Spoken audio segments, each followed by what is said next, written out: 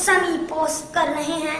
मेरे वजूद की उमंगें मुझे मुस्तकबिल के नए ख्वाबों को सोचने पर मजबूर कर रही हैं। सूर्य वाला मेरी फहमो फ्राज एक लम्हे को डगमगाती है। मैं खुद से सवाल करता हूँ कि क्या मैं इंसानियत की शब तारीख को सार कर सकूंगा?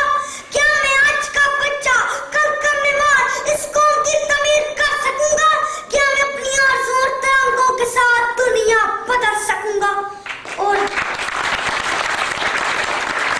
जनाबे वाला अपने ज़मीर की अदालत में खड़े इस बच्चे को जवाब ना में मिलता है।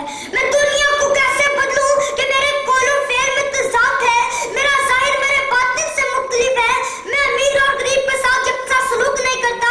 मैं गोरे को काले से मुमताज समझता हूँ। और सबसे बढ़कर ये कि जनाबे वाला मैं अल्लाह और उसके रसूल पर तवक्कुल रखने की बजाय दुनियावी ताकत पर यकीन रखता हूँ।